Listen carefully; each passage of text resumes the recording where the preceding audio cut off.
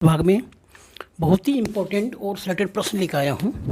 ठीक है, और ज़्यादा से ज़्यादा जानकारी चाहिए तो आप हमारी वेबसाइट पर रेगुलरली विजिट कर सकते हैं। हम वहाँ पे रोज़ाना पोस्ट पब्लिश होते रहते हैं। तो है ना, तो वहाँ पे जाके हमारा वेबसाइट का नाम है www.gkghar.in, है ना। आप हमारे फेसबुक पेज पे भी जा सकते हैं। ठीक है, पहला प्रश्न है, हर साल विश्व प्रकृति दिवस कब मनाया जाता है? Every year world nature day when celebrated. तो ये हर साल दोस्तों 3 अक्टूबर को मनाया जाता है। ठीक है,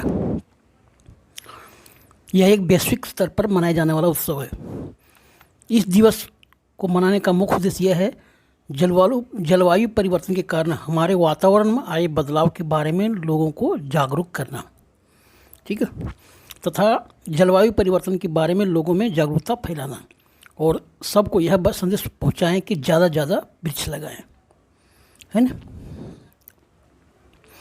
अगला पॉइंट है, हाल में खादी को बढ़ावा देने के लिए खादी उत्सव 2023 का आयोजन कहाँ पे किया गया? व्हेन वाज खादी उत्सव 2023 ऑर्गेनाइज्ड टू प्रोमोट खादी। दोस्तों ये मुंबई में किया गया, महाराष्ट्र राजधानी मुंबई में। ठीक है, खादी वस्त्र को बढ़ावा देने के लिए मुंबई में महात्मा गांधी की 154वीं जयंती के अवसर पर केंद्रीय सूक्ष्म लघु और मध्यम उद्योग मंत्री नारायण राणे द्वारा खादी उत्सव 2023 को हरी झंडी दिखाई गई। इस अवसर पर करीब एक महीने यह आयोजन करीब 1 महीने तक चलेगा। उन्होंने अपने संबोधन में कहा कि यह आयोजन प्रधानमंत्री जी के जन्म आत्मनिर्भर भारत तथा प्रधानमंत्री रोजगार सृजन कार्यक्रम का ही हिस्सा है। ठीक है, अगला पॉइंट है, हाल में नोबेल पुरस्कार 2023 क्वांटम डॉट्स की खोज और संश्लेषण के लिए किस क्षेत्र में 3 वैज्ञानिक को दिया गया प्राइज?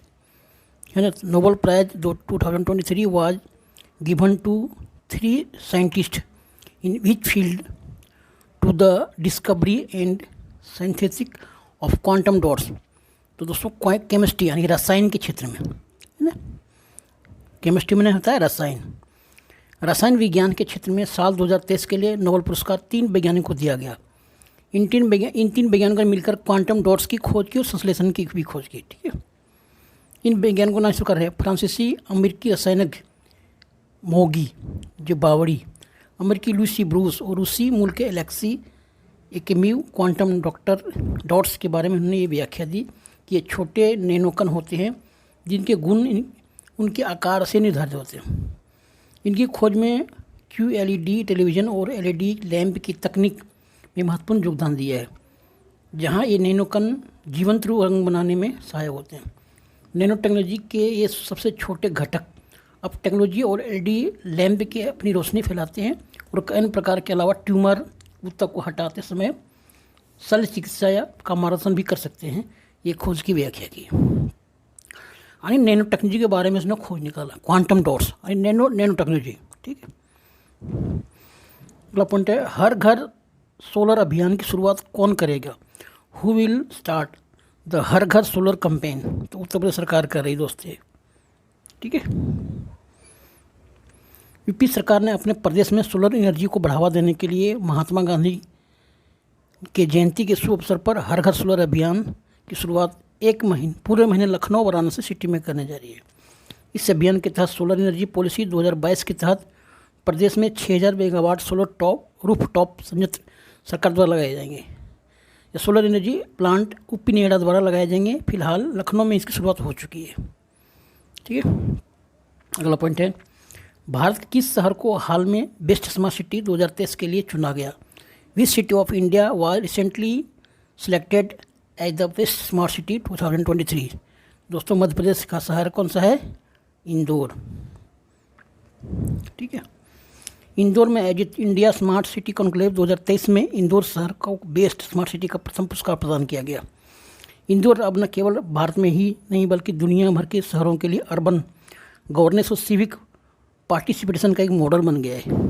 ठीक है, अगला लास्ट प्रश्न दोस्तों, दुनिया का पहला जल विश्वविद्यालय भारत किस राज्य में स्थापित किया जाएगा? In which state of India will be world's first water university be built? तो दोस्तों उत्तर प्रदेश में स्थापित किया जाएगा। ठीक है, जल विश्वविद्यालय उत्तर प्रदेश के बुंदेलखंड में दुनिया का पहला जल विश्वविद्यालय बनाया जाएगा। यहाँ पर छात्रों को जल प्रबंधन के बारे में पूर्ण जानकारियाँ दी जाएगी। यहाँ देश ही नहीं बल्कि दुनिया के छात्र भी पढ़ने आएंगे और जल प्रबंधन के बारे में पढ़ेंगे। इससे 5 प्रकार के कोर्स उपलब्ध करवाए जाएंगे यहाँ पे: जल विज्ञान, जल अभियांत्रिकी और प्रौद्योगिकी, जल प्रबंधन, जल और मानविकी एवं जल और अंतरिक्ष, है ना। तो दोस्तों इस भाग में इतना बात करते हैं, मिलते हैं अगली वीडियो में अलग टॉपिक के साथ में। आप हमारे वेबसाइट पर विजिट कर सकते हैं, हमारे पेज को लाइक कीजिए, फॉलो कीजिए, सब्सक्राइब कीजिए, ठीक है।